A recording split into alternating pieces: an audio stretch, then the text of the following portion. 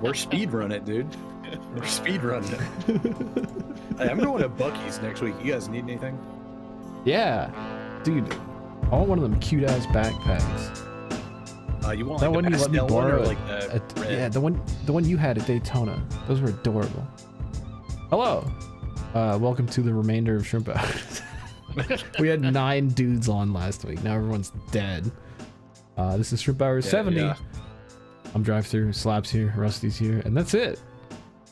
That's all you need, really. Let's be honest. We are the glue that keeps this podcast together. We really are. I mean, we've been on more episodes than everyone else. I think Rusty's actually been on the most, statistically. I forgot to put on my new swag from Hickory. I got a Jeff Burton 99. Yeah. Oh yeah, that's the 2001 car. 2000 car, the one with the lightning bolts. Yeah. I did throwbacks. It's awesome because it's a in, fitted cap and it actually days. fits my big dumb stupid head. Dude, I literally no fitted caps ever fit on my head. It's just impossible.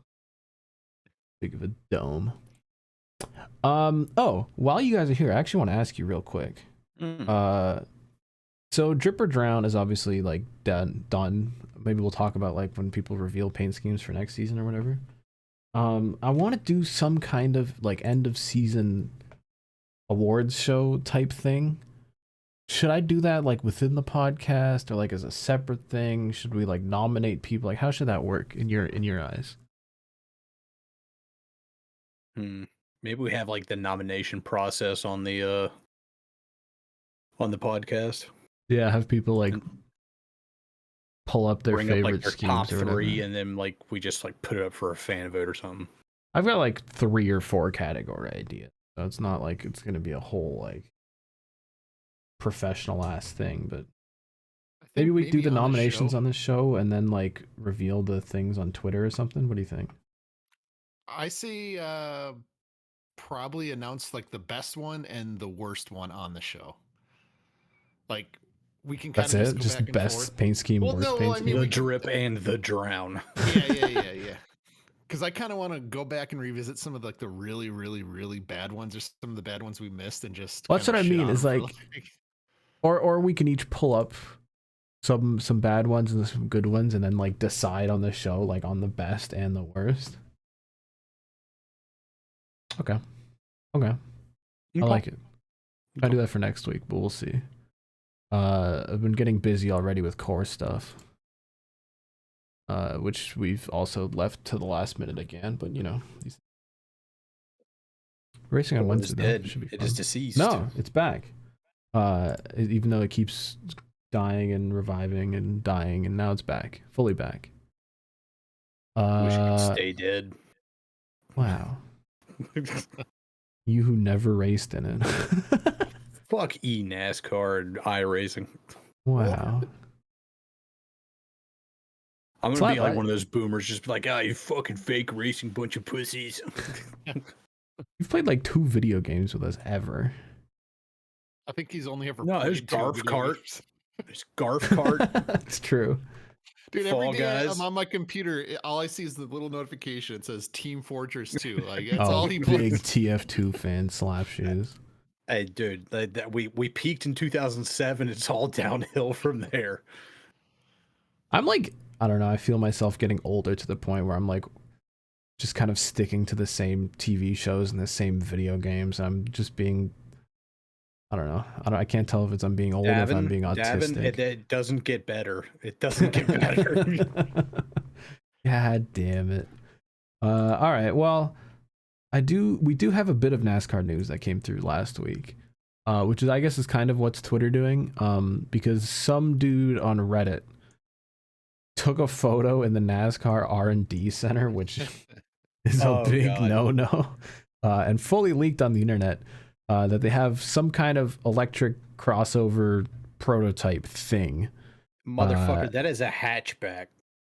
Well, I wish it was a hatchback. It's still like a little bit on the tall side, but it actually looks pretty sick. It has a big old wang on the back too. It's got like next gen wheels. Why does it need the big old on the back when it's got like that swoosh like spoiler type thing? It would be kind of cool if they like pulled that upwards, but I don't know. It looks like looks like those electric Jaguars that used to be a support series to Formula E until COVID happened. And immediately a lot of boomers got mad on Twitter, just at its existence. Yeah, dude. Did we not learn like in 2007? Like, come on, get rid of this thing. It looks good until you get to the C pillar, and then it just becomes eye cancer. Well, the rumors were that they were gonna run like a short track series, like exhibition race series with these, which I think would be sick. I would love to see. I think like, that would be a 10 that would of be a step these in the good right bouncing direction. off each other for like 1 hour at a short track. But what's the point a few of times the a season? gaudy wing though? I don't know. You know that wing's like a $10,000 piece of carbon fiber that doesn't actually do anything. I don't know. It's also like way up there too. I don't know why it's so high in the air. I'm just saying, when they kill the Xfinity series for this, I'm done. I'm already handed in my slip. I'm out of here. I'm never watching again if this thing replaces what I think they're going to replace. Yeah, yes, they're going to the CW. They're bringing in these EVs that nobody's going to produce in 5 years anyways. It's a scam. It's a complete scam. I don't know. They're already not making Camaros, and we're on the last Mustang. Rusty's we're like already running on out of the, gas cars. I'm just saying. Rusty's already on like, electric cars are just a fad, bro. It's just a fad. Okay. Do you want Slap? I'm holding back every single week when I see you tweet about your boyfriend. Like, you're so close to figuring this out. You're so close. You're so close. Anything this man has his hand in is a scam. And I don't want to say any more because I got a family and I'm not trying to like wake up in a piece of luggage in the bathtub. No, you're gonna wake up in his abandoned emerald mine in South Africa. Oh, speaking of what's Twitter doing, did you see the video of the cement brick trying to climb the hill? Apparently, the Cybertruck, and some Tesla bros were like, rut. "Yo, look at this thing off-roading," and it's just like sitting there spinning one wheel, like just struggling to go up this hill. Oh, that's because Elon Musk is a freaking troglodyte idiot who decided like, oh, let's make it bulletproof. For what reason? Like, you just added like 2,000 pounds onto the fucking thing. No wonder it can't climb up a small hill. You know how fucking heavy that thing is now? It couldn't even withstand a baseball to the window. Doors, dude. It also looks like shit. I would not be seen driving one. Yeah, it does look like shit. It also doesn't exist, so you know. But I don't know. I would love to see a NASCAR series with a few of these guys bouncing off each other, if not for the science. Cybertruck is literally the Homer Simpson car. You remember that from The Simpsons? No. Where the auto manufacturer like hits up a Homer Simpson because they want like an average Joe to design a car for average guys. And he starts putting all this unnecessary bullshit. There's like a cup holder and another cup holder like inside of it. There's got like a bubble on top of it and all this like useless shit that nobody needs. And that's literally Elon Musk with the Cybertruck. He just keeps adding like unnecessary bullshit onto it. And then he goes on that fucking earnings call. He's like, look, we dug our own grave with the Cybertruck, and it's going to be 3 years before we see any profits. Dude, listening to that guy try to put sentences together really just hurts me inside. Dude, he's gotten worse. He has.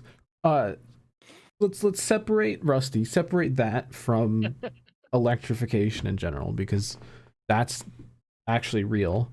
And I would love to see a series of 10 of these guys, 12 of these guys bouncing off each other, doing some, you know, like run it at the Clash, run it as like a little pre-show, even if it's like half an hour. I think it'd be cool.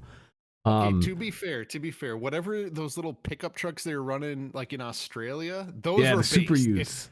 If they could do that, that's what I was thinking of when I saw this. I was thinking super utes.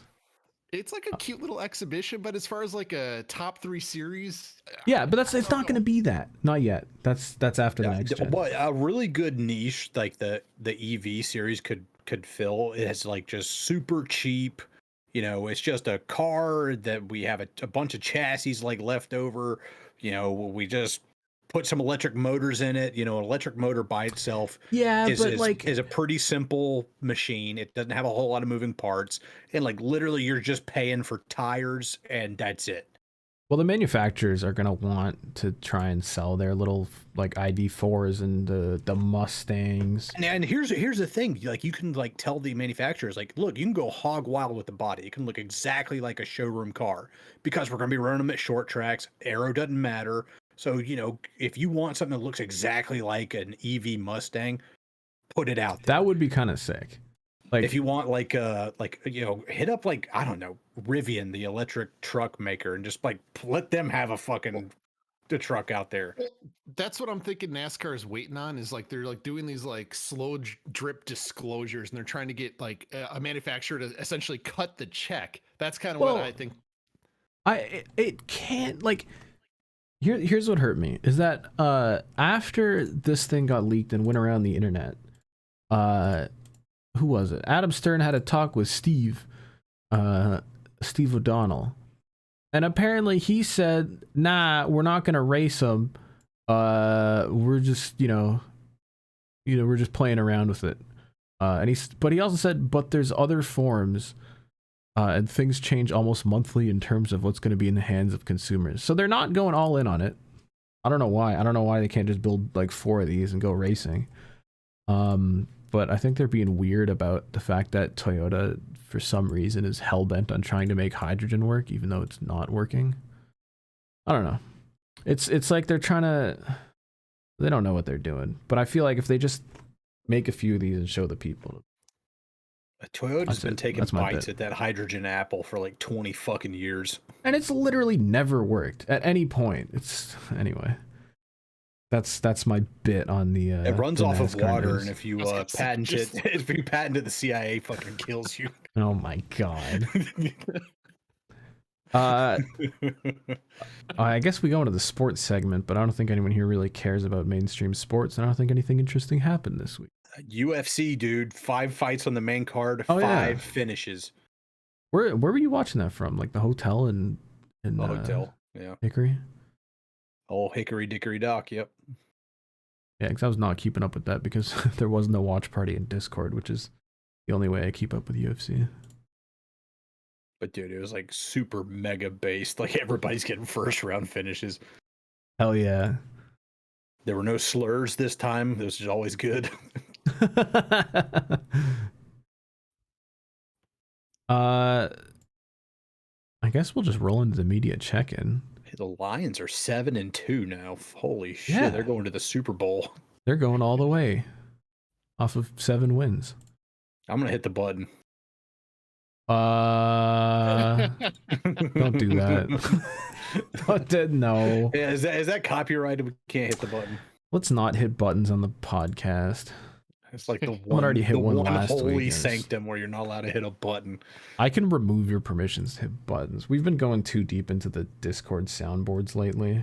Dude, we have like 50,000 fake Discord servers with just what we learned, soundboards. If you have a Discord server and you like pay to boost it, or you have Nitro people boost it, then it gives you like 8 extra soundboard slots. But if you have Discord Nitro, you can just use soundboards from any server that you're in. And if you make a shell server, you get 8 slots automatically. So we've just been pumping out shell servers just for soundboard buttons. I think we've got like 8 or 9 of them now, and they're just at the bottom of my Discord list, just filled with buttons. And I've like, yeah, if I were to play every single one of my buttons from to completion, we would be here all goddamn night. Well, it's funny you say that because I've learned that the Stream Deck Discord soundboard integration is great. Not only because when we're literally playing a game, I can just reach over and hit something funny, but I can code stuff in to like time it out. So I can take like a 15-second clip, cut it into 3 soundboard buttons, and then connect it with delays to 1 Stream Deck button. The possibilities are endless. I may also have 1 button that right now plays 40 sounds at once. These are man-made horrors beyond your comprehension that nobody should have access to. It is dangerous. And because some of the buttons that specifically Ed has access to, we all had to turn our soundboard volumes down because I guess it doesn't go through the YouTube process where they like balance audio on the way in. So some servers just have buttons that are just insanely loud. All of Ed's buttons are just like Jesus straight up Christ. ear rape. Yeah, like literally. What happened to Rusty? He's dead. He pulled a It's Caleb and he Jover. left on us. That's crazy. Well, he better have chicken quesadilla when he comes back. He does not have chicken quesadilla. What happened? Dude, I have no idea what happened. The whole thing locked up and frozen. Give me a minute. I'll be back. Elon Musk, he's taking you to the emerald mine. He said too much. Well, and then there were two. Rusty, get your gun. Because he wore the cute shirt today. I like it. What are you drinking? What the hell is that label? I've never seen anything like that. It's Warlock Imperial Pumpkin Stout. Oh, time for the holidays. That's cute. Well, it's for Halloween, and that's what I mean. Halloween is over with. It was like discounted, so I figured to pick up a 6-pack. It is cheap candy season. Rusty, are you with us? Just keep going without me, boys. I'll be here. what the hell is happening? Also, I'm assuming Cody just fell asleep because he was definitely supposed to be here. But he got Jersey Mike's, so he probably just ate a big ass sandwich and then passed out. I mean, that's understandable, honestly. These things do happen. And then Ben and Travis made up, so they're all doing Mooncar. I guess now is a good time as any. Over like 5,000 twisted teas at Hickory. I was gonna say we might as well just break the record and 16 minutes into the podcast go to Animal Planet. We're speed running it.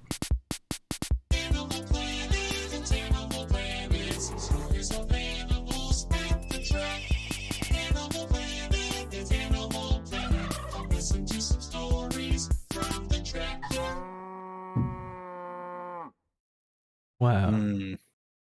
Dude, Cody's gonna be pissed because he wanted to tell his Phoenix story last week and then he couldn't get it out and he was like, oh my god, there's too many people talking over me, and now he's just not here.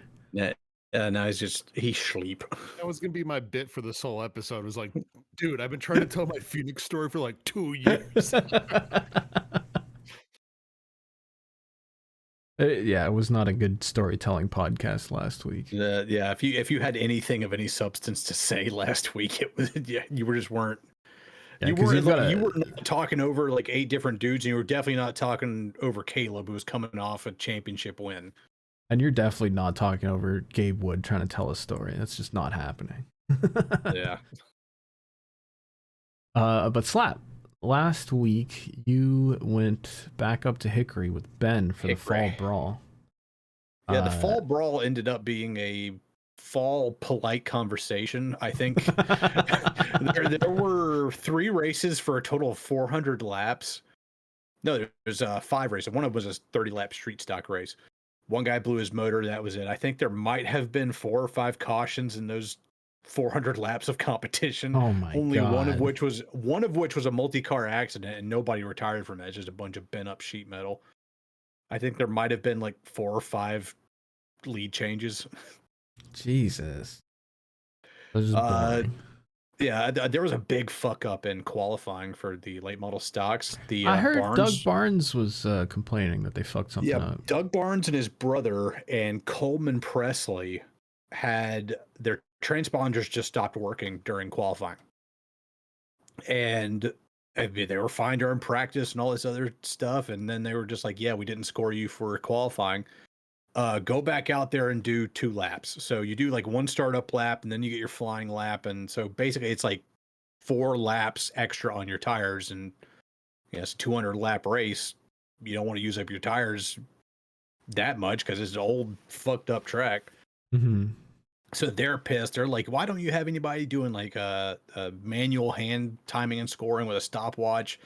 Which at Greenville Pickens, that's what we did. Like we had the electronic timing and scoring, but we also had a guy with a stopwatch just in case, you know?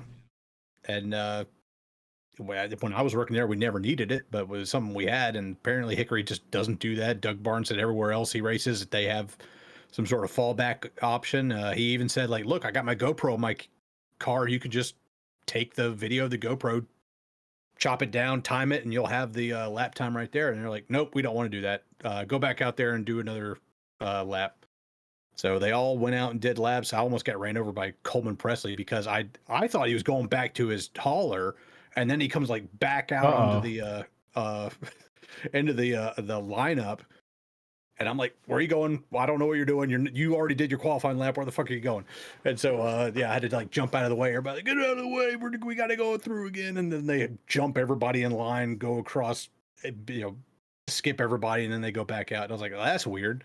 And I learned like, yeah, those like the three biggest personalities there at the track were the guys who had their transponders just didn't work. And then the transponders suddenly didn't work. Yeah, of the like 60 cars there, those were the only three that didn't have that had a transponder that just stopped working. Doug Barnes's brother, his stopped working in the middle of the race, and so they stopped like during a caution. They like, come down here and let's fiddle with it and let's see if we can get it to work. Officials started fiddling with it, and they let him back out there. After the halfway break, when they let him change right side tires, they flag him down again and tell him to stop again. And they say, yeah, your transponder's not working again. Park it. You're done. And so he just he did exactly what he said. Parked it right at the start finish, pulled a Josh Williams and off. Yeah. Yeah, I saw that tweet from Travis. Yeah, so I was just like, man, that's really fucking stupid from Hickory. You can't manually score him. Like, you have the transponders from the people in front of him and behind him. You can manually score him. They just chose not to. Yeah, so the Barnes brothers got Hickoried. Coleman Presley, because he had to go out and do that second lap, he was like way further back. Doug Barnes, originally qualified, he thought was like third, according to his team, who were doing like their own like stopwatch stuff.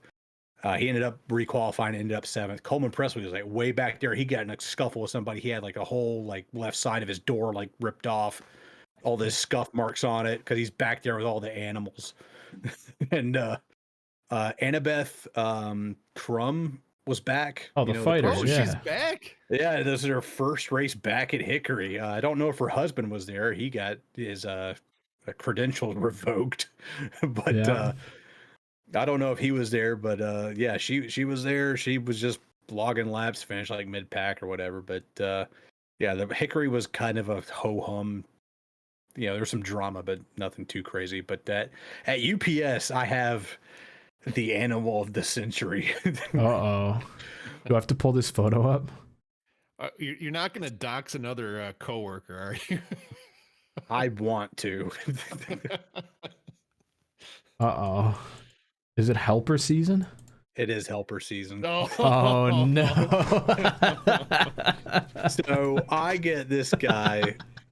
No. I'm scheduled to have him for 4 hours, but they say bare minimum, every helper has to get 3.5 hours worth of work in. I get this dude, and my first clue should have been this is a grown-ass man being driven by his grandparents to come meet me. And so he gets out. He's just like, I'm so and so. Nice to meet you. He's like a little bit too friendly, a little bit too over the top. And I'm like, you know what? Whatever. Maybe he's just excited to be here. And like at some point, he says he can talk to animals. He has a dog. He's barking at dogs. He saw a flock of crows and started. He just like randomly would like drive by this guy's yard. There's like a bunch of crows in his yard. He just goes, oh, come on. And then they're like, see, I can talk to crows. You can't. And then he like starts explaining to me, is like, when you see cardinals, you can't eat while a cardinal is in flight, or else it'll cause it to run into a tree or a glass door or something. Like what? While you're eating? He's like, yeah, it like messes with him. And like he's just like because you're eating. Yeah, he said he was eating one time when he saw a cardinal outside and it flew into his window, and that was his. Oh, so that means that every time that's always what happens. Got it. Yeah. Right. But then he takes out his lunch. He had a plastic grocery bag with him, and out comes a plastic bag, like a sandwich bag. And I thought it was like a chunk of watermelon. And nope, it was a raw slab of salmon. lukewarm, no cooler, just in a plastic bag with raw broccoli in it, and there's all this juice down in there. And he's like, "Hey man, can I have my lunch now?" I was like, "Yeah, we got a ways to go until the next stop." And he just started peeling off pieces of raw salmon and just throwing them in his mouth and eating the broccoli. It's like, you know what? Raw salmon's like one of the only fish you can eat raw, or is it salmon's one of the only fish you can eat raw? And I was like, yeah, if it's like cold and properly prepared, like the right cut, like you just have like a whole like side fillet. Yeah, you can't just like the skin still on it. Like I thought it was like watermelon until he like turned it and I saw the silvery skin on the other side. I'm like, what the fuck is that? He's like, this is really good, dude. You want some? I'm like, no. Oh my god, dude. The other thing in his bag was a butter sandwich. It was whole grain wheat with just butter. And then he started taking out like he had no hand sanitizer or anything either. We had been delivering for an hour, so his hands are kind of dirty at this point. He just taking raw salmon, just throw them on the butter sandwich. Dude, if Slap is calling your hands dirty, like it's bad. It's real bad. Like, it is beyond bad. So he started taking this raw salmon, like putting it on the butter sandwich. And he just finishes eating it. He finishes eating the broccoli and like drinks the juice out of the bag. Stop. Jesus. And then he's like, man, that sandwich like really hit the spot. You gotta try a raw salmon butter sandwich, dude. That's the best. And then like later, like 2 hours later, he pulls an avocado out of his pocket. Oh my god. And he takes his driver's license out of his wallet and he just starts like cutting it, and he cuts it in half, throws like the pit out the window like while we're driving down the fucking road, and then throws it in somebody's yard. And then he like he grow an avocado tree to like pull the skin off the avocado and like throw that out too. I thought he was going to eat the skin with the avocado, but you know, apparently there are some lines you just don't cross. And that would have been the end of it had he not. I would have just had to deal with that had it not been for the fact that he kept taking off his seatbelt while we were driving. Why? For what? For what reason? I told him, I was like, dude, you have to keep that on while we're in motion. Like there's a computer that will detect when the seatbelt is not engaged while the engine is on and the truck is in drive, and I'll get flagged for that. And it's my responsibility to make sure you're safe. If you fall out of this thing, they're going to ask me why that happened. And at some point, I started the truck and he takes off his seatbelt and he stands up and he like hangs onto the rails. Like, well, we're in this neighborhood. Can I just like stand right here and just hang on? I won't fall off. I promise. I was like, I no, you have to be buckled in. And he just kept doing that. At one point, I'm backing into some dude's driveway. He sees a turkey in the front yard, throws off his seatbelt and runs after the turkey while I'm still backing up. Was he trying to talk to it? Gobble, gobble. Look at throwing fish at it? He just stopped and he like looked like, dude, there's like 5 turkeys over here. I was like, that's great, but we got a job to do, man. Like, we got to make deliveries. We still got 160 to go. Oh my god. And like after that, I was just like, all right, you're done. You got your 3.5 hours. And I just drove him back to the pickup point. And then I called up my supervisor. I was like, that helper is not going to work out. Because I gave him the safety stuff first, and then I told the dude about the raw salmon. He's like, are you fucking with me right now? Are you serious? I was like, I'm serious. He ate raw salmon out of a bag. And drank the juice. That's what really. And drank the juice and just ate the raw broccoli, just swimming in the salmon juice. How does this happen? Too much of that raw food diet YouTube. Well, so let's back this up further. How does the company attract these people around? Is it like seasonal employees that show up like this, or what is these are people who cannot hold a regular job and need to work, and that we got them employed for the next 2 months. And so you get characters who cannot hold down a job at Target and who are a danger to themselves and others. And these are the people you get. Oh my. I wish so bad I had my helper from like 2 years ago, who actually used to be a NASCAR hauler driver. Oh shit. Yeah, he used to be the hauler driver for Shane Meal. Oh, And he had some fucking stories, dude. Like he'd Hell tell me like yeah. stories of getting into fights with people at hotel rooms and driving out to Phoenix and like driving on like 16 hours like straight and all that shit. And yeah, apparently the reason why he does the driver helper every year, he's working this year with another driver I know.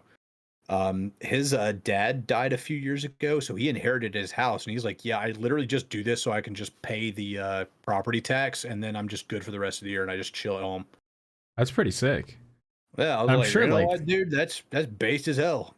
I'm sure the drivers love him. Someone with a story who just isn't insane and does his job.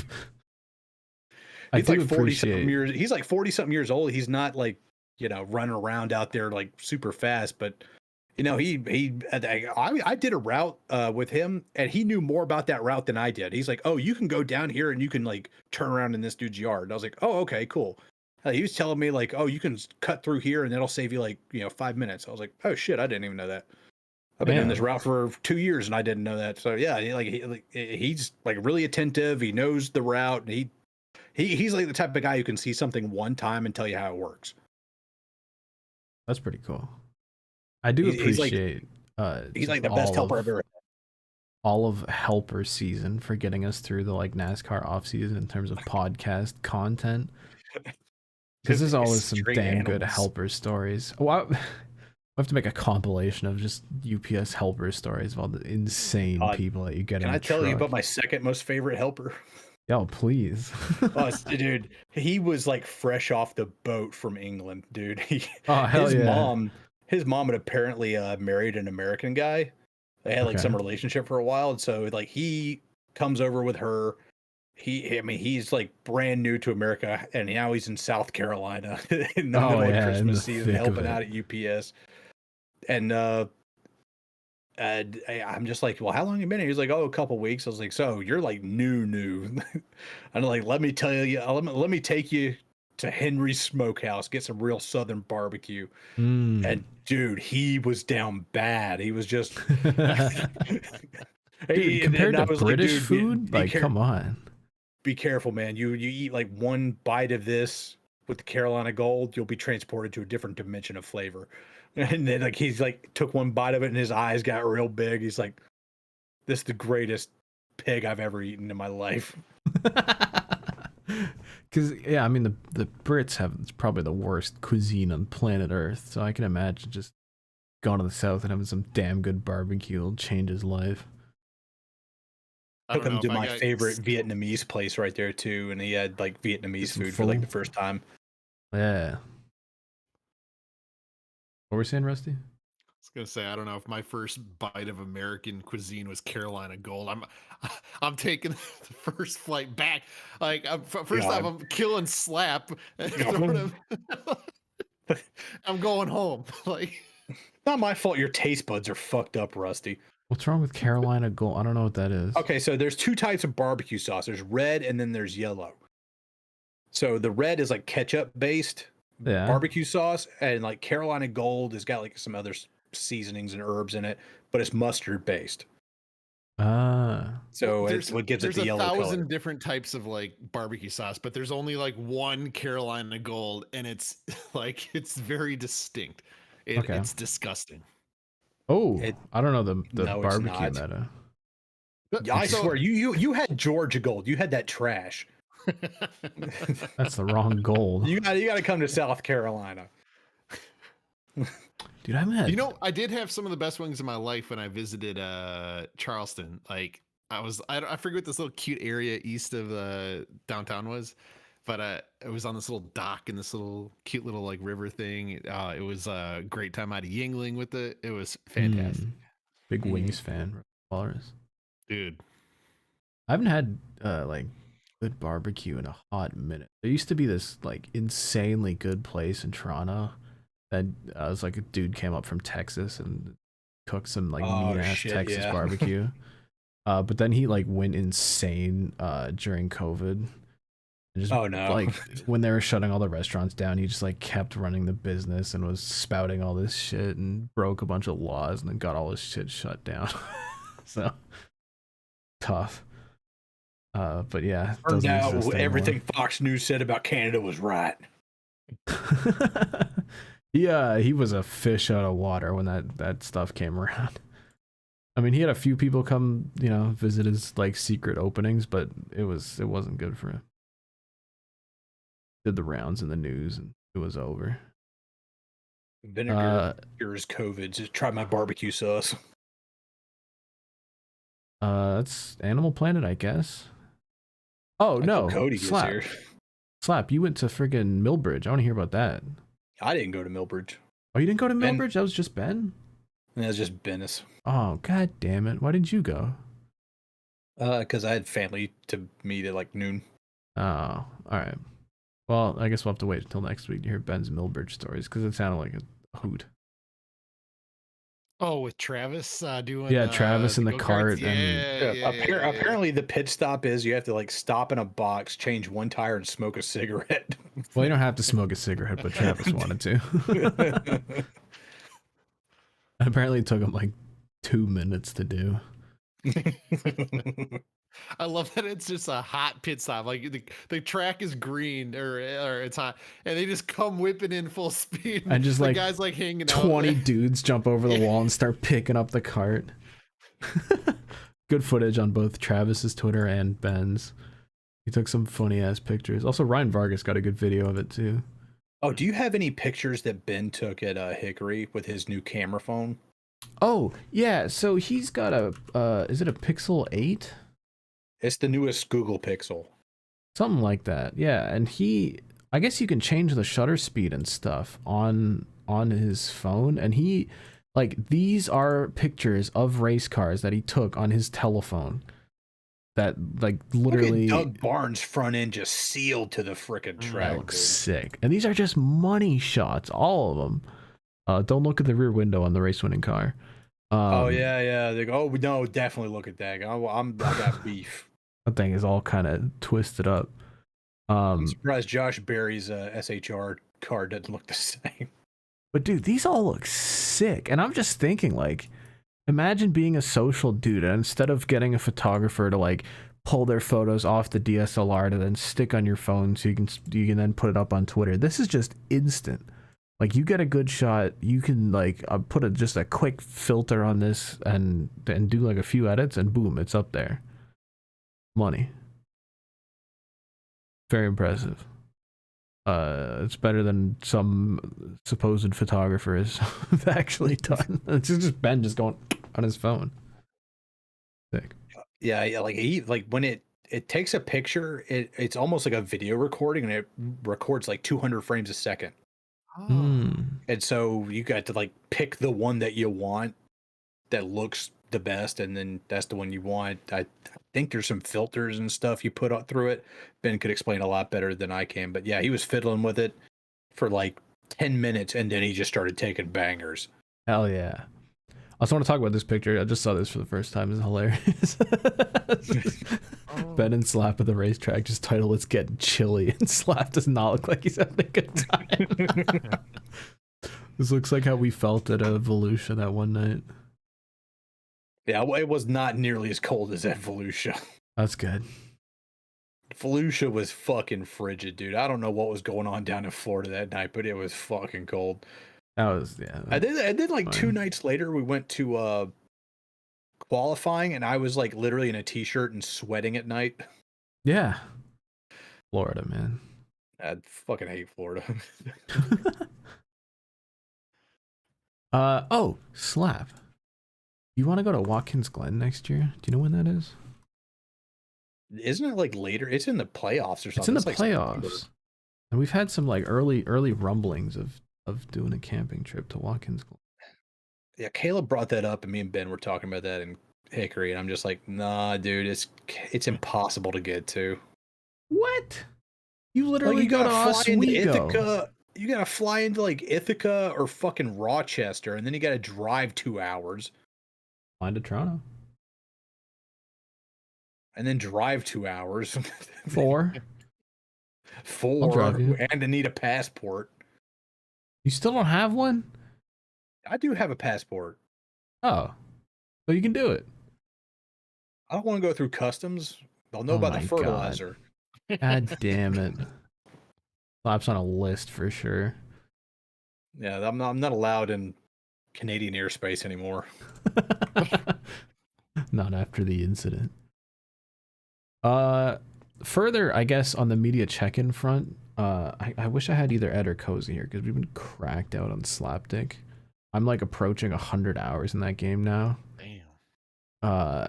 And it's getting like addictive. It's like when Prime, like when I was in my prime like Rocket League era, and you just want to like get online and beat up on some kids and just get better at the game. When you get me, Cozy, and Ed together, we're just making. Oh my god, it's getting to the point I gotta start recording some like highlights or something because we're doing like 1, 2, 3 plays with like one-timer shots. It's getting dangerous. It's not like me when I was cracked out on Modern Warfare 2 back in like 2009, 2010. Speaking of which, I heard the new game's ass. I've not played it. I don't plan on playing it all because I've heard it's just terrible. It's pretty much what you see anytime any video game comes out these days. It's just.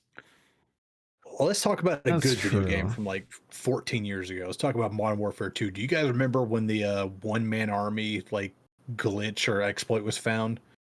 I was too young for this. I was not playing that. You could just game. like keep like what I think was it one-man army? It was like one of the perks and it allowed you to switch up your loadout like on the fly without having to respawn.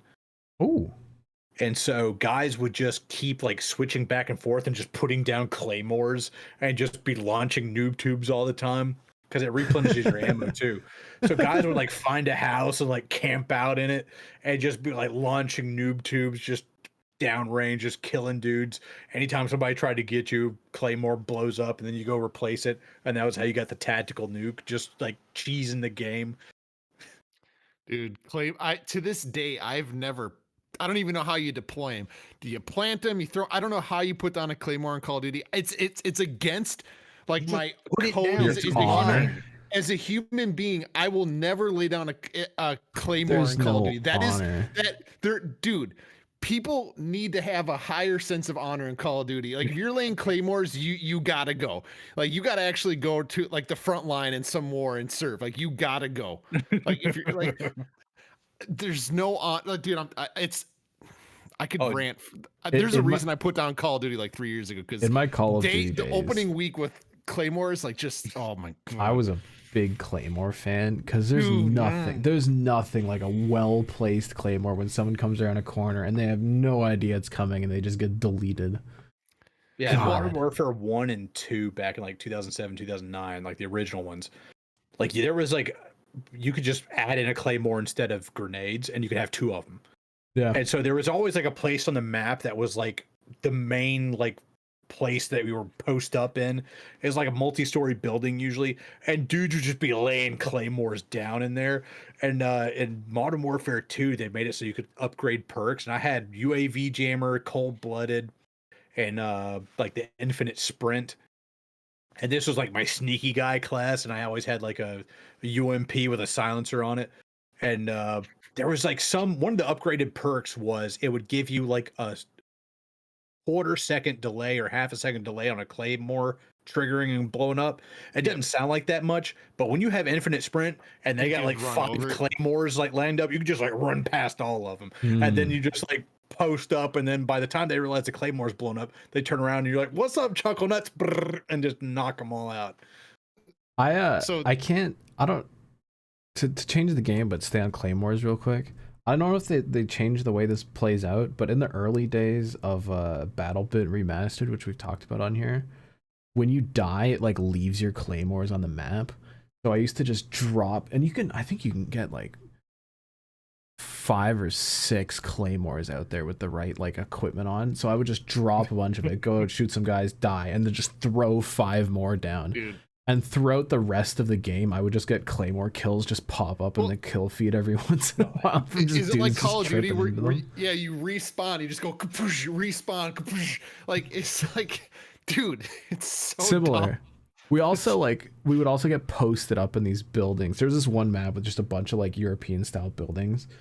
and we'd get like a spawn point in the top of it, and it was like me, Andrew, and Ben, and we'd all put our claymores around the bottom of it and just be popping dudes from the top floor. Anytime someone tries to come up the bottom, they get a claymore.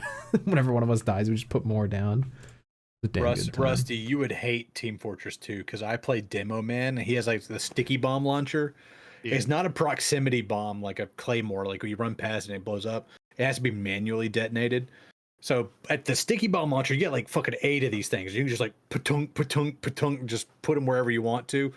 And if you die, they just fizzle away. They don't do anything. But if you go for 8, you put all 8 of them up, and then you reload, and then you put a 9th one up, that first one that you had put up explodes. Yep. And so sometimes you'll forget how many you have up there, and you just go to patunk and just put some more up, and then it'll just pop up in the kill feed. You killed some poor, horribly unfortunate dude completely by accident, walking by the first one, like on the other side of the map, and it's the funniest fucking thing. Well, I don't. So this makes me sound like a hypocrite. I don't know why I'm such a hater, because back in the day, prox mines were like some of the most fun you could have in like GoldenEye. Like there's like I hated those proximity mines in GoldenEye. I thought those were so stupid. No, yeah, but I mean, when everybody's in on it, it's kind of fun to like just chuck just tons of prox mines everywhere. Yeah, like, we used to play like what were the little red ones that you had to detonate manually with your watch or whatever. Like, dude, we'd have like just mine fights only, just like throwing them at each other, jumping around, trying to blow them up. That's good. I'm a big fan of putting traps down. Boomer even shooters. Last month for the like monthly gaming tournament we're playing Dead by Daylight, which I'd never played before. Which I don't know if you guys know. It's like a Halloween themed kind of game where there's like one killer and there's like 5 survivors, and a lot of these dudes were like already sick at the game. I had no idea what I was doing. But you can play as one dude that just drops bear traps everywhere. So I'd specifically like find these choke points, like hide it under like bushes and stuff, and just drop these bear traps down, and people just like, I'd like scare them and they'd run right into the trap and then just get their ass. I like a well-placed Frost trap. And Rainbow Six Siege. You guys ever play Rainbow Six Siege? I remember I watched a lot of like YouTubers play it like in the early days. But now I just feel like it's one of those games that's been out for so long that I like can't get into it. Yeah. That makes sense. And I know like Cozy and Travis and those guys play it quite a bit. Well, they're like on and off the game, but it's just been out for so long, dude. Like it's not like I started playing maybe right before White Noise came out, so this is like ages ago. But God, my 2 favorite characters to play as were just the trap people. Frost, who has like the bear trap, and then Legion, who like has these little poison things you can put down. Like you can see them, but they're so small. Like if you're not like looking for them, you can easily just walk over them. And so like on your HUD, it'll show you like where they're at, like through walls and stuff. And so you just put them like in choke points, and it'll take away like a little bit of their health over time. If they don't pull that little barb out of their foot, then they'll eventually like keel over and die. And so like, since you can see them like where they're at through walls, if one of them goes off, it'll make a sound, and then you can be like, oh, the one up in the hallway isn't there on my HUD anymore. Boys, go get him. And so like while he's trying to take the barb out of his foot, like one of my teammates would just come up and just laze him. It did look like a good time. It still does. But you also need like 5 dudes if you don't want to queue with randos. Yeah, which is just tough. And I miss like there was like one map. Was it Tower? It was like the one that has like multiple like stories, and you have to go up an elevator shaft and all this other shit. And dude, I'm telling you, there were multiple times where I played on Tower where I never saw an enemy and I never found the objective. I was just looking in the sauce. Just like it was such a big map, and it's got so many layers, and then like the time limit like expired. It's like a 5-minute time limit in the game or something for each round. You have to defuse a bomb or something. Like we literally never saw anybody, never saw the bomb, and then it was like, all right, time expired, next round. And then we were like, dude, what the fuck? The first time that's ever happened, because the bomb's always in a different random spot, and you never know exactly where it's going to be. So like you have like the recon phase where your little drones go in, you try to find it, and sometimes you can't find it in the recon phase, and that's fine. But then like we spent the whole 5 minutes like running through air ducts, going down elevator shafts, running up and down stairs, and we're like, is there anybody like actually in this game? And then like it says time expired, and there's like a 10-second like dead time where you can still like run around and stuff as like the next round counts down. And it's like, and then it was like a round over, and then like they just come through the walls, and you're like, yeah, what's up, dude? Like, well, you motherfucker. All these dudes come out of the woodwork. I do miss the prime COVID period when like even my friends who actually have jobs like could just play video games whenever, and we would just get tons of dudes on Call of Duty Cold War. We'd always have like 6 just going, have a full squad so we can just beat up on these kids. I was a teenager again. It was like playing Gears of War 2 back in the day, just queuing up with the friends every afternoon. Everybody's off of school, so you're just sitting playing for hours. Although I say that, but we still have like at least 5 dudes in Discord every night here. Which I do appreciate. I do love that just any night you can just pop in and there's just tons of dudes. Yeah, there's tons of dudes. Like at least one basketball game or baseball game going on you can watch, or you can go play video games. Meta, when Ed's got the multi-room like PC setup going, and he'll just have he's got like a shell Discord account to just stream games and just put like a hockey game on or a baseball game on. We can just play games and just have it there on his other account. It's a good time. We also last Wednesday. Also, hello Caleb, thanks for joining. Is this thing over yet? No, we did oh damn. We're speed GTA Core. Where we finally ran like a bunch of tracks that I built in GTA with a bunch of core dudes. I think we had like what 8 to 9 people going the whole night. That was fun. It was based. It makes me want to cut like just a basic ass like highlights video for my recording because there was some funny ass moments. Well, the thing that's so awesome about it, like I never played GTA, but me loading in, like DT has built all these like NASCAR like spent way tracks. Too much time building tracks.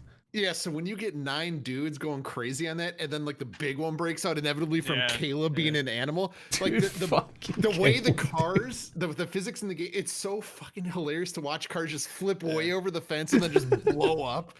Like, dude, Ed got put over the fence, I think like 8 times that night. Is Caleb smoking crack?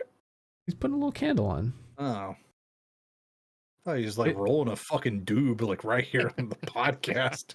Yeah, I'm not Cody. It's hilarious the way the GTA physics works. When someone's against the wall and you like boop them, it pops them up and like sends them over the fence. So like anytime like you got a little bit too tight or a little bit too loose and you slide up into someone in the fence, they're going over it, like into a lamppost or a tree or like whatever's out there. My 2 favorite tracks to do that at are Darlington and Phoenix, because Darlington, like you rip that fucking wall and everyone's on the top because that's where the speed is. Well, well, plus because it's GTA, there's like big draft everywhere. And dude, you just get huge runs. Yeah, dude, monster run into 3.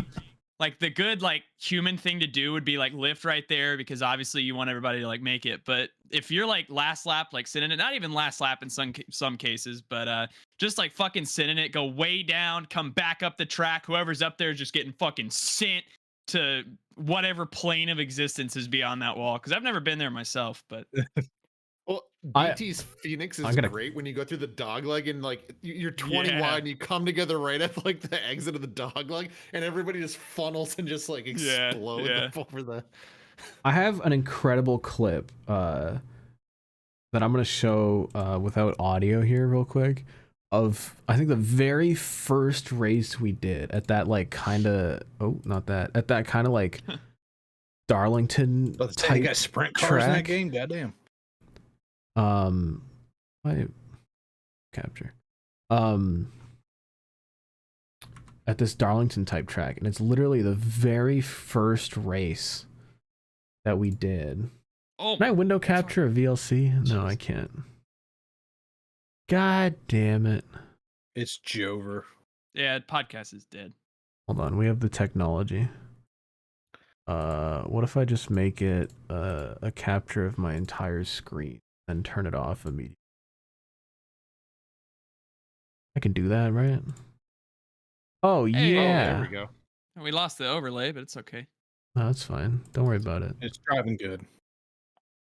You're not gonna get audio from this, but whatever.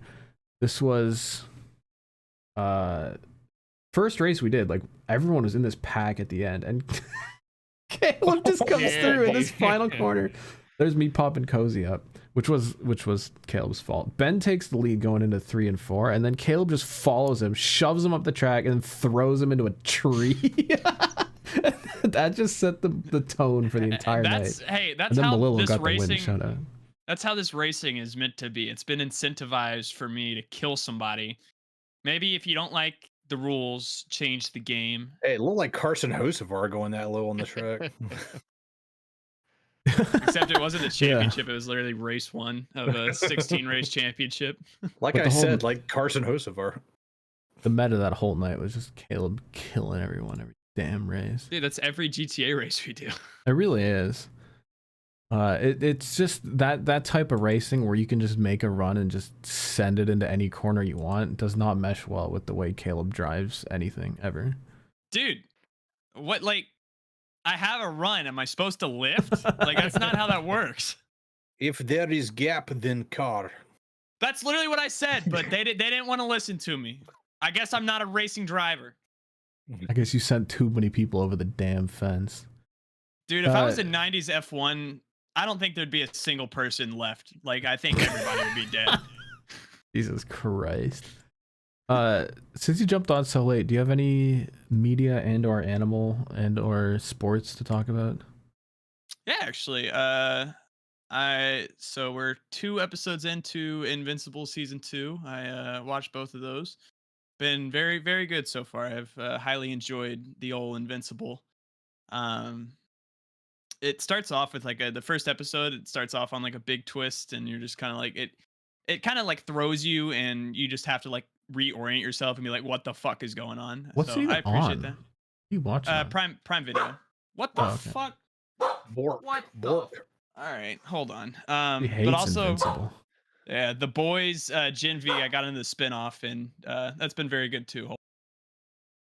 All right. Okay. I have one more thing to add to the media check-in. Yeah, what's up? It is the end of an era for me. Attack on Titan is over. 10 years in the making. It's over.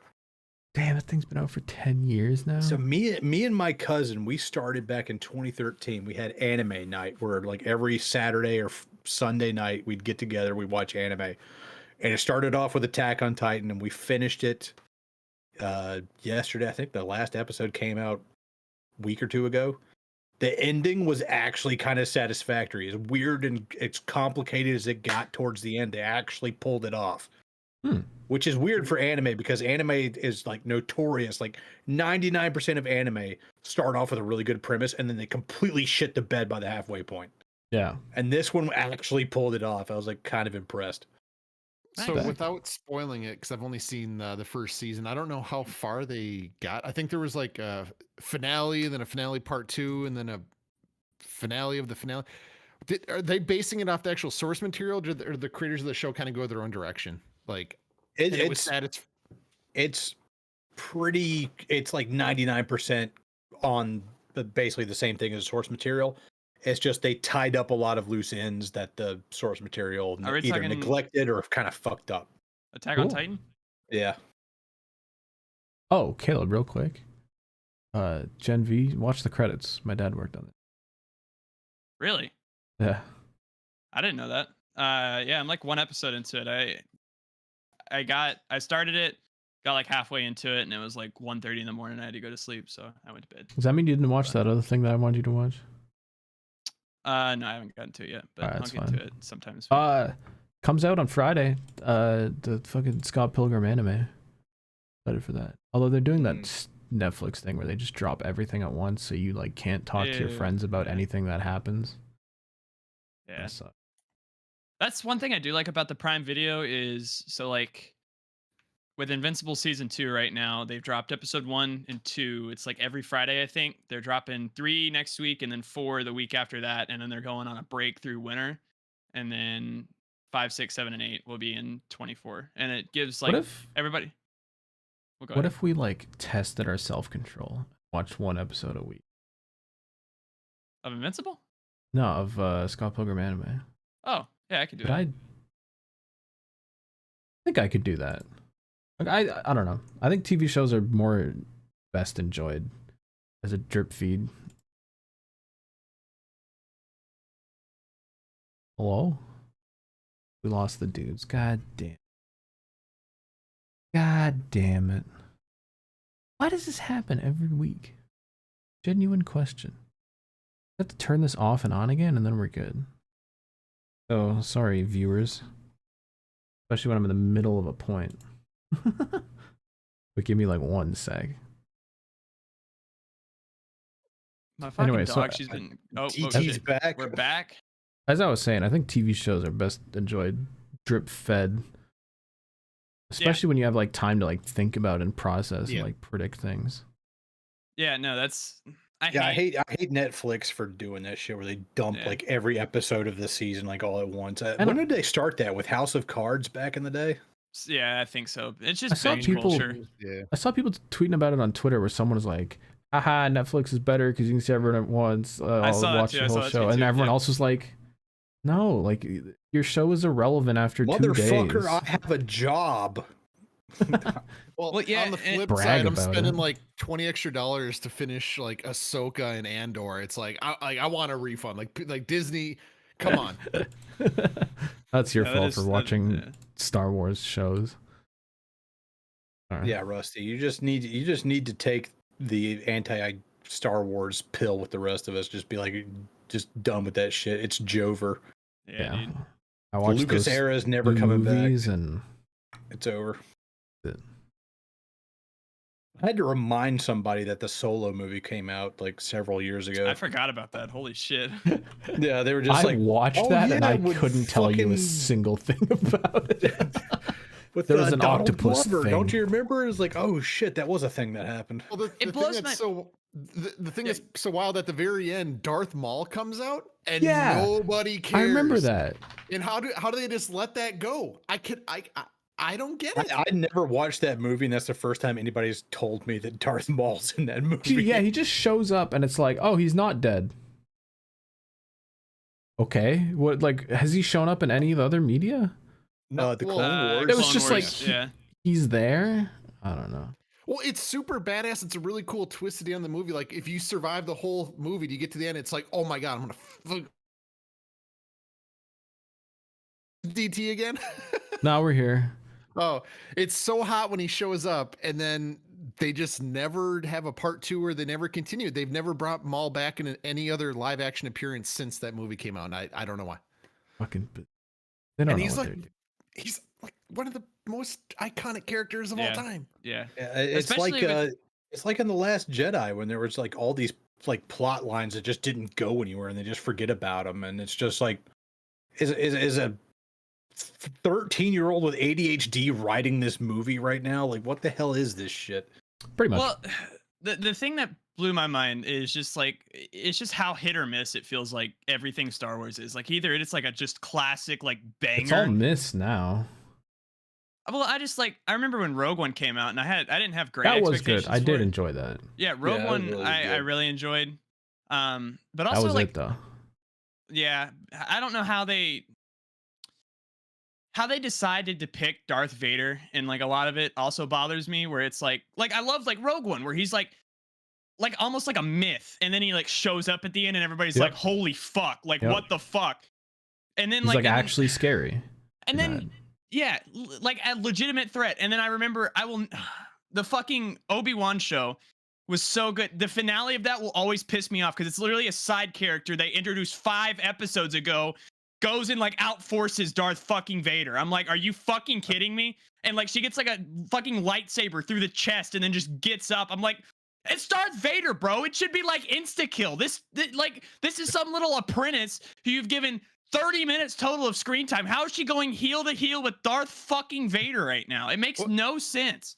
What about the scene where it's like, oh, I think it was Obi-Wan. I don't even remember because I like the trauma blocked out this memory. It's like Darth Vader and Obi-Wan. There's like a little like fire separating them two, and then like Obi-Wan just walks away, and Darth Vader's like, shit, he got away again.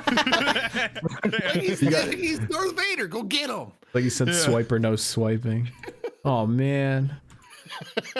Yeah, that's the great thing about Rogue One. Like, it really did explore a lot of the expanded universe, because in between like episode 3 and episode 4, Darth Vader is this ethereal myth. Like, people hear about him, but he's just kind of like this fixer that just shows up and just takes care of the Emperor's problem, and he goes away. And so there's all these like higher up like generals and admirals that just don't respect him. They just think he's like, you know, he's part of this kooky fucking religion that we haven't seen hide or hair of in 30 years or whatever. And so like when Director Krennic's like talking shit to him, and he says, be careful not to choke on your ambitions, and he like force chokes him right there and then lets him go. That gave me like flashbacks to episode 4 when they're in the boardroom and that one guy's just talking shit, and he just makes that one dude just choke out.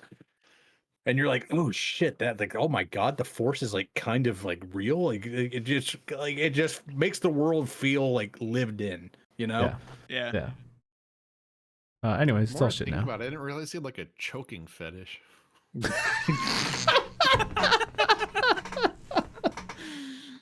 I know some people that would enjoy that. All right, we're going to fan mail. Hey, yo. What if Darth Vader was like choking you, like, harder, daddy? Wash your fucking hands, slap! Send in your fucking mail. Send them in, guys. Wash your fucking hands, slap! I don't give a fuck, man. You better send in those emails at this point. Just fan mail. Fan mail. Fan mail. Fan mail. All right. If you would enjoy getting choked by Darth Vader, send us an email. ShrimpHoursPresents@gmail.com. You know, or I think any other everybody questions. that sent us an email probably wants. If you've sent us an email ever, you might like getting choked by Darth Vader. ShrimpHoursPresents@gmail.com. Choke me, I'm popping a ball. That's it. I was about to. I'm just imagining Rusty right now with Vader force choking him, and Vader's or Rusty's just like, I'm gonna fucking come, like just want Vader like acid. All right. Like, imagine you just walk up to Vader and you're just like, have a t-shirt on that says, "Don't force choke me, I'll come." Oh my god. Okay, email. It's the one way to defeat him, man. It's the only way. Can we stop with the Vader choke meta? Can we quit? ShrimpHoursPresents@gmail.com. We save the franchise, Caleb. If you have things you want us to read that aren't weird, send them in. There's we got like an extra Andrew R one that I didn't get to in the last show. Because he sent it like a few days later. Talking. I guess he watched the NASCAR finale and he was talking about how in supercars they can change brakes with no problem, but in NASCAR fucking dude's brake explodes and it's race over. Yeah, they're not gonna change brakes in NASCAR. That's kind of, the caution clock or the damage clock of like 6 minutes or whatever it is now. Yeah. It's gotta go. They have the system where they can just pop the little brake hose out and give them a swap, because they're meant to be swapped, because they do long races where they have to change brakes. But in NASCAR, it's actually really rare to see a brake explode like that. So shout out to JGR for fucking another finale. Love to see it. All right. We got an email from Mr. Ass who says, I was listening to episode 69 and I heard the racing dreams and paused to write this. Once I had a dream that I was watching qualifying on TV of a Dover-like track made of fucking solid magma with lava surrounding the track and no walls. There are also lava weepers, and some guy in an Xfinity car got into a weeper and fucking flew into the lava, and I vividly could see the driver catch on fire and go limp as the car sank into the lava. Jesus Christ. That is not healthy. Cool dream, though. Thanks for sending in. I wasn't able to tell my NASCAR dream. I remember now. I had like a whole story ready to go. It was like when we actually met Ed at a race. This is like before the shrimp house at the beach happened. I had like a dream about all that happening. We're like all in the stands. We're all like ready to go. And here comes Ed. And he's like fucking shirtless and burly and like this fucking jacked dude. He's Giga Chad.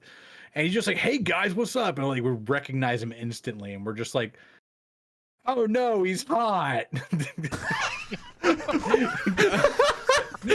And And like we're all disappointed that he's like in so much better shape than all of us, and he's just like, "Yeah, guys, what's up?" And he's got this chiseled jawline. And he's just Hold like on. a fucking alpha male. Hold Dude, I on, gotta hold tell on. Ed, dude, you had a dream where he was just really hot. No, do not tell Ed. Do not. Hold on. Ed might actually be a Chad in real life. We don't know. He Slappy. might be the Giga Chad. Slap, when did you have this dream?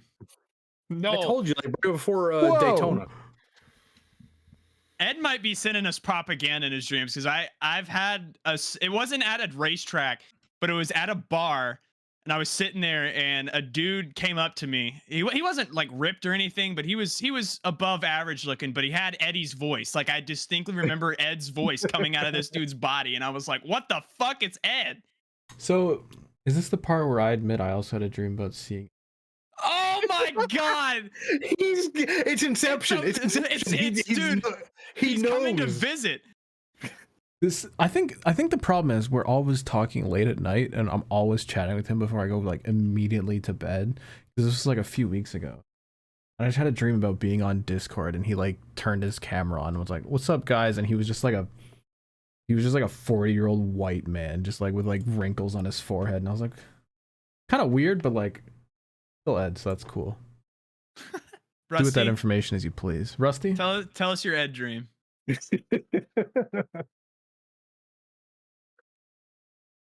Come on. Rusty, we know he's broadcast them to you. There's some things you can't share on a podcast. And Whoa. this is one of them. So Ed, if Dream Ed and Rusty fucked is what I'm hearing. Yeah. No, Sounds we've like had it. some late nights together. That's all I'll say. Know what you're talking about now. All right. The next email comes in from Doggo. The subject line is, "Why the fuck are y'all still doing this shit, man?" That's a good Doggo question, says, actually, that might be the best question we've ever gotten. Your doggo is so based. Doggo says, "I apologize for missing about 30 episodes worth of lore because I thought this podcast would be dead by now. But I'm so back and would be sending them in again, but this is the last episode, sadly." That's true. So, how was the GTA 6 trailer? If that shit even came out, it didn't. Cannot think of anything funnier than the game coming out and it's just a pile of ass forcing everyone to go back to GTA 5 for like 10 more years. Highly doubt it, but who knows what Rockstar be on. Hasn't Rockstar announced that the main character is like a 20-year-old like Latino single mother? Yeah, it's kind of based. Or was that bait? No, that was true because she was in the Okay. test footage. There's like a white dude too, though.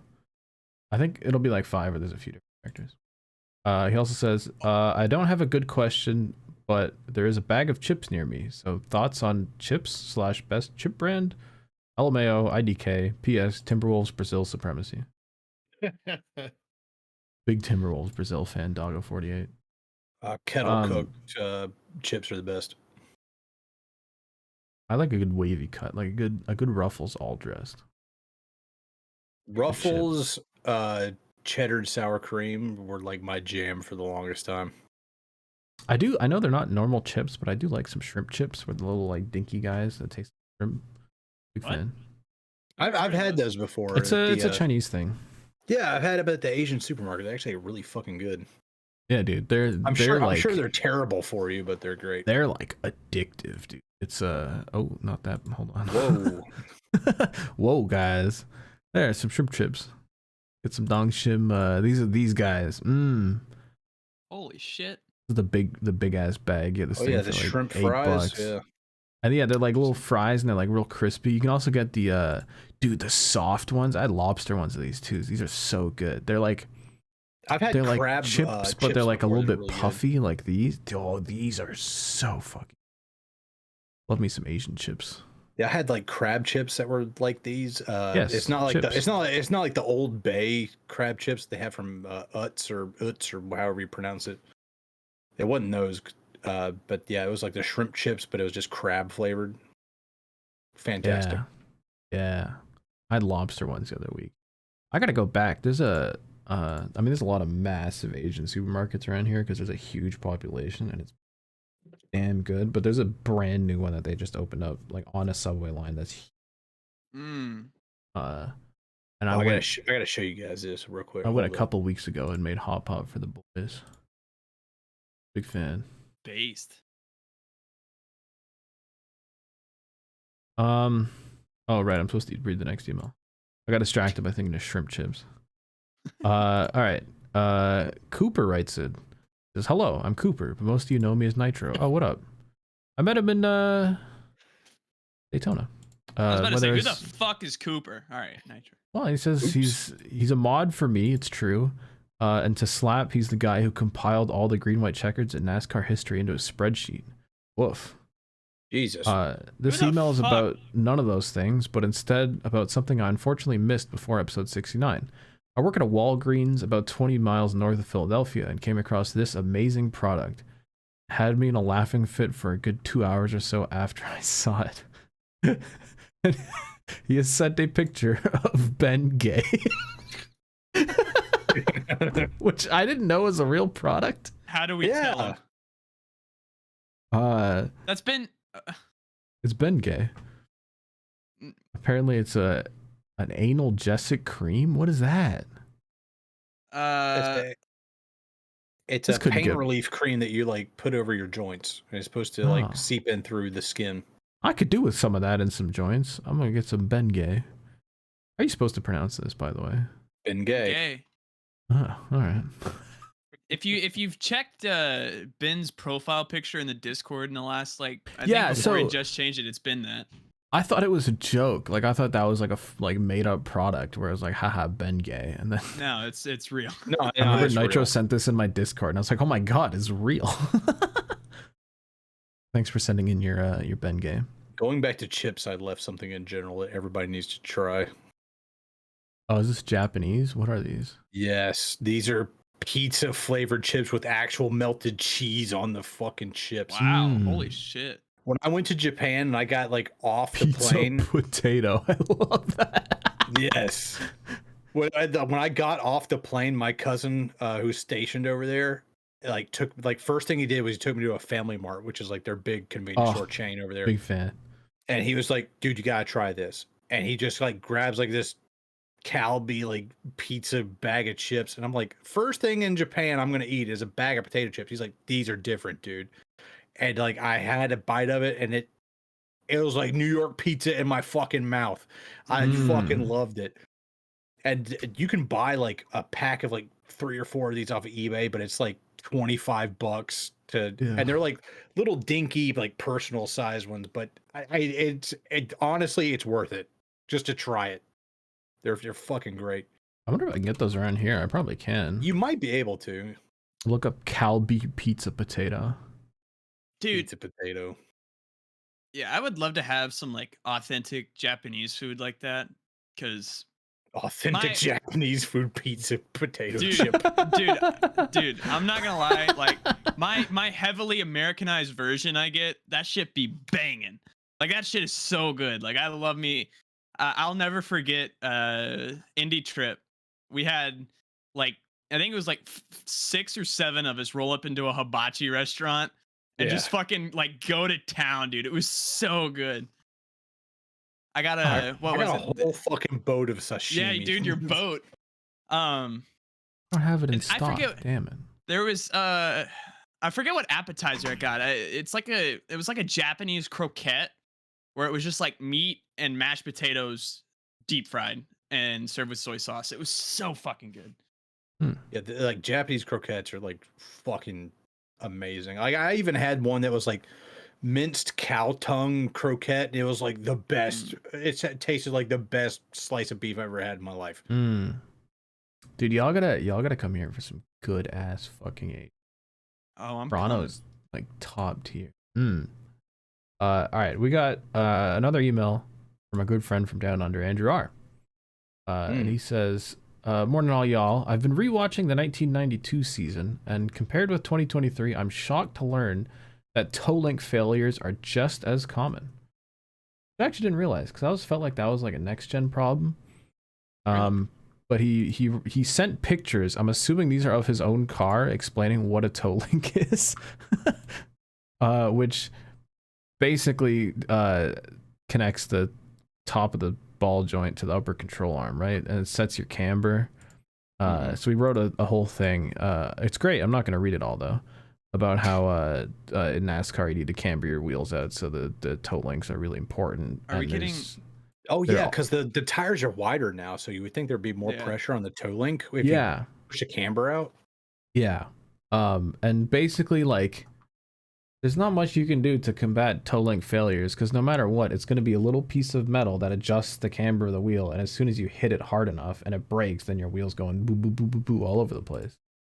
So yeah, basically, it's gonna happen, and apparently it's been happening in the 90s. Common failure from the early 90s that you never hear about anymore: burned out clutch. I remember like 93, 94. It was like every fucking track, like even tracks you didn't shift at, like Bristol, Darlington. Oh, Rusty Wallace was out with a burned clutch. Huh. Yeah, it's just something that fucking happened. I've noticed that too with like NR 2003. If you're ever like playing through a race or something, just pop gears.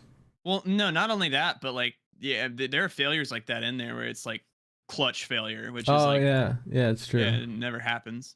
But I don't even use clutches anymore, but I'm sure the materials science has improved greatly. I'm sure a clutch back in 1992 cost like $5.50 eating Pop-Tart. And now they probably go for like that's like a $5,000 part now. Dude, yeah, it's something about early 90s, and I mean, not so much 2000s, but just like some of that art form, I feel like I miss a lot in Cup, where it's like, this is literally like a piece of shit that we put together and goes 220 miles per hour, and you're gonna go like strap yourself into it and go on this fucking racetrack. Like, it's not a multi-million-dollar car. This is like literally a shit box that you're gonna go beat the fuck out of and beat the fuck out of other people. Yeah, I love like coming across on Twitter like this thread of like D&Qs from Daytona in like 1991, and it's these guys who might have made like one start in the Busch Series, and now they're in Cup and they're qualifying for the Daytona 500, and they miss it by like, you know, a tenth of a second or whatever, and it's this total fucking shit box. Oldsmobile is like 3 years old. You know, it was cobbled together by like a couple guys in a garage in like Minnesota or something, but they're down here to race, god damn it, and they're gonna try to make it. I guess there's the closest thing you have now is like Heseberg and the money team. Yeah. Well, that's the thing. So I can't find the thread, but there's somebody I know for sure that had just like those really old pictures that they had found of, I think it was his dad had taken a tour of the Alan Kulwicki shop back in like 91, 92, around then. And I mean, it's so crazy to me, because it's literally just like, it looks like a mom and pop like little race shop, and they ended up winning the fucking Cup championship that year. And it's like, that shop is still in use.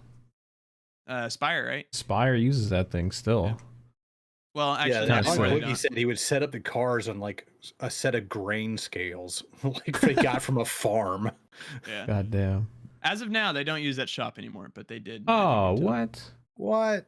Well, yeah, because they just bought the KBM shop, didn't they? Oh, shit. Damn. I guess it'll just be like extra storage. Andrew R added a postscript. Oh no. He said his VE Ute, which is his like sick Australian Ute, died at 912,000 kilometers when rust finally killed the engine mounting house. Vale. For normal people, that is about 5,600 something miles. Fuck.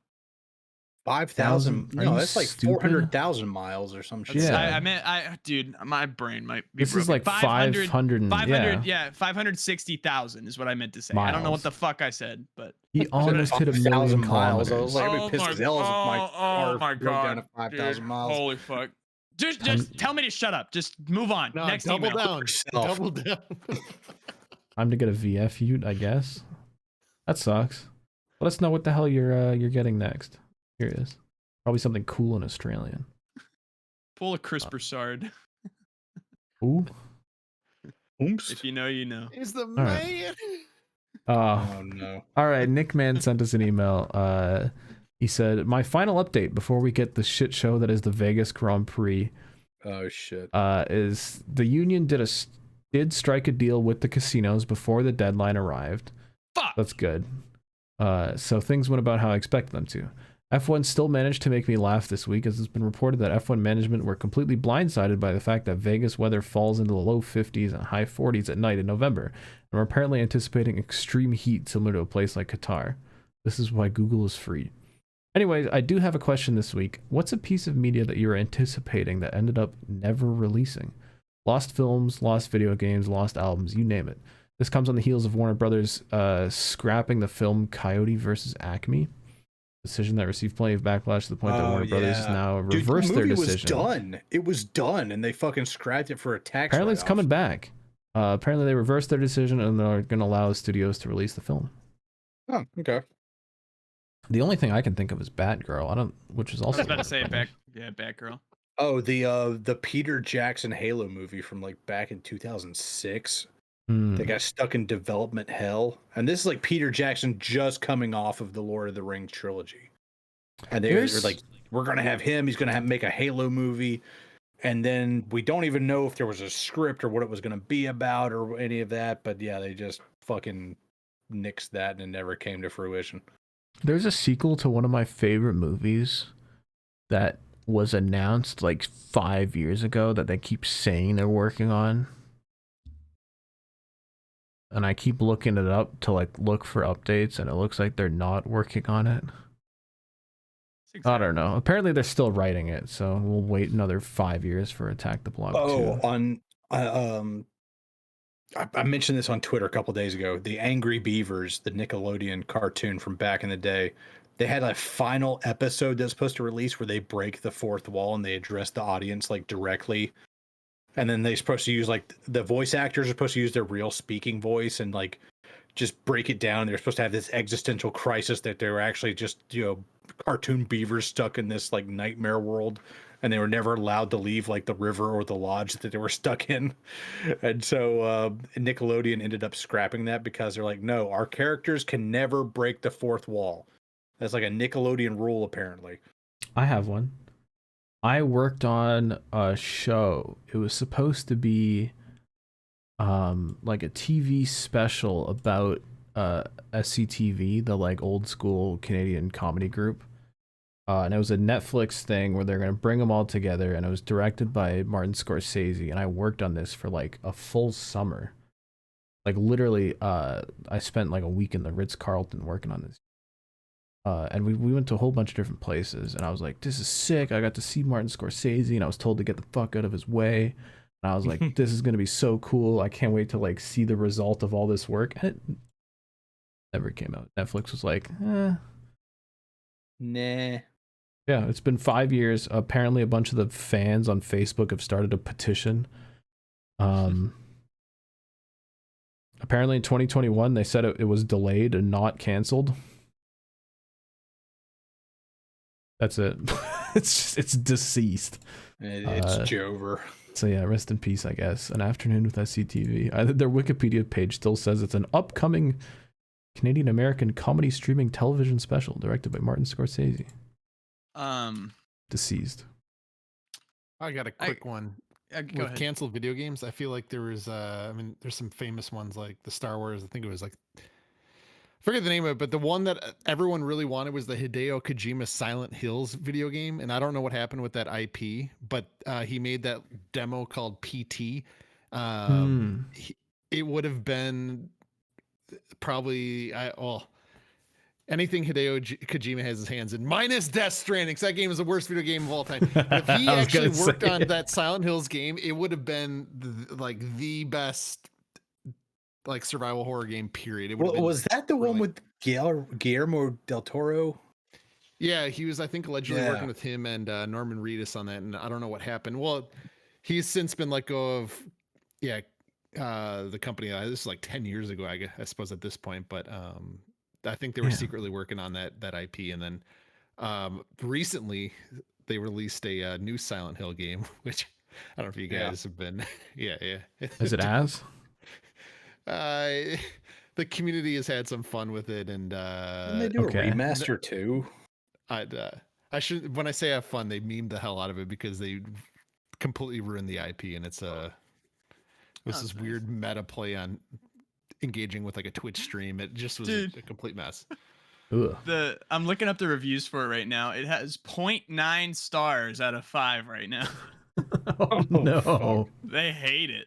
Trouble. I remember they scrapped some Silent Hill game back in 2012, and they said we're working on other. That's what this is. Was that it? Was that it? Yeah. Yeah. And then Konami sold off the rights to like slot machine maker in Japan to make a Silent Hill slot machine. Yeah, they did that was their other project they were doing. It was kind of like when Blizzard announced the Diablo like card game instead of like actual Diablo 3 or Diablo 4, whatever it was, and people were like, is this a bad April Fool's joke? Like, what the fuck is this? I have one as well. Oh yeah. So this was like forever. I was like a baby when this happened, but Babby. yeah, there was this show I What do you really mean liked as a was? kid. It was called Hot Wheels Acceleracers back in like 05, 06, I think. People love that shit. I'd never heard of it, but people apparently love that shit. Yeah, it ticked all the boxes for me as a kid, but they suddenly canceled it, and everybody got pissed. And they came out with a new show called Battle Force 5, which I also as a kid really got into. But all the people older than me fucking hated it because it meant the end of Acceleracers. So I got super into that show, which keep in mind, this is like 2010, 2011. And then season 2 of that show ended, and they were like, all right, season 3 coming like summer 2012 or something. And then season 3 gets canceled, and it just like get fucked. It ends, season 2 ends, like the series finale ends on a cliffhanger of like a tease. But the real kicker is they made an entire, it's like a full-length movie that's supposed to be like season 3 of just like what got scrapped. They made it got produced, like there are clips out on the internet, but it only aired in Latin countries in Spanish, and that's all you get. There's so the English version exists out there somewhere. It's just lost media in like a server at Mattel, and we have the Spanish version to work with, and it's fucked because it ties the entire show together and ends on like a little happy note, and like all the English people that watch it like are just fucked because it didn't come out in English. Start learning Spanish, buddy. Dude, that reminds me. I've talked about this in the podcast, I think briefly before. But Kim's Convenience was this fucking just like Toronto pilled show about a bunch of immigrants running a convenience store, and it was just like so loved by everyone here, and it was like genuinely like doing well on TV. It was on CBC. And it's just like, I don't know, it's like just a feel good like story. It's like kind of comedy. All these dudes do some funny shit and then things happen, but it's like surrounded in like current life in Toronto. And they had like 4 seasons planned. They got through 3 of them. The writers got pissed. They all left. 4th season never happened. And like you said, they were like setting up all these storylines. Like there was this one overarching storyline throughout the whole thing. Like it starts from season 1. And they're like, you can spoil it. I'm never gonna watch it. Yeah, so in season 1, they're like, you know, the dad and the son don't talk to each other because like some shit went down. And throughout the entire season, they like start like their lives like get closer together. And then they like have a few conversations like season 2 and season 3, and like it's all building up for the final like coming together. Everyone's super happy, and it just doesn't. And they drop like a few little bombs at the end of season 3, and then it's just get fucked, I guess. Oh, sad. God. All right. It's for lost media, like every anime that only ever had 1 season ever. Yeah. That you'll never the see the worst. second.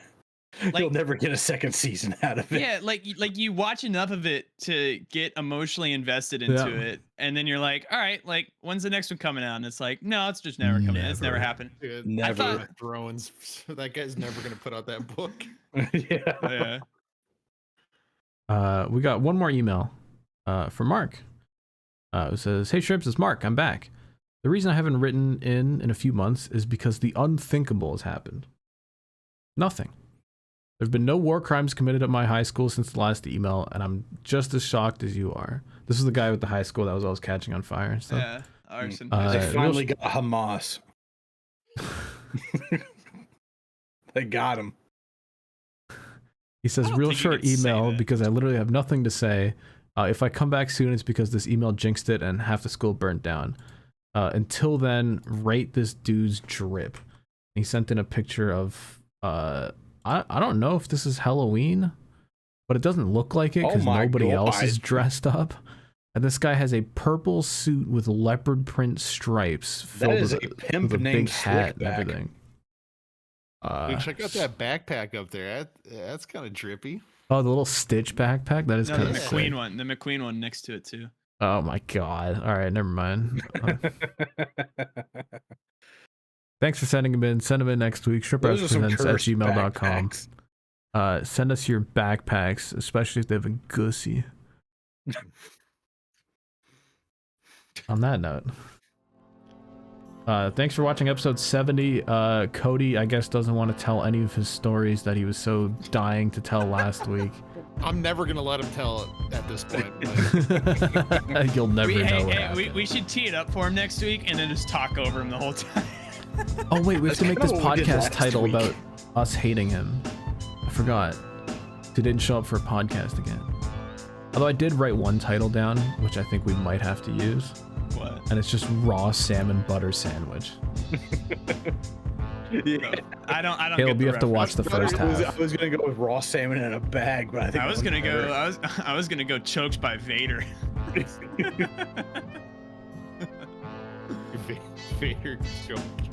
Vader choke me harder, Daddy. Jesus Christ! All right, what are we going with? Vader choke kink. No, I think raw salmon butter sandwich. All right. The butter sandwich is pretty good. That was a good fucking bit. Caleb, you have to listen to it. I'll watch it. And to everyone else, it is the nastiest Animal Planet you've ever heard in your life. It's disgusting. No. Do not eat while listening to Animal Planet. It's not a good idea. I know it's too late for a warning. For a seasonal person, just show up to your job. Go home. And show up never again because this podcast is dead. Everyone say bye. Over. Bye. New.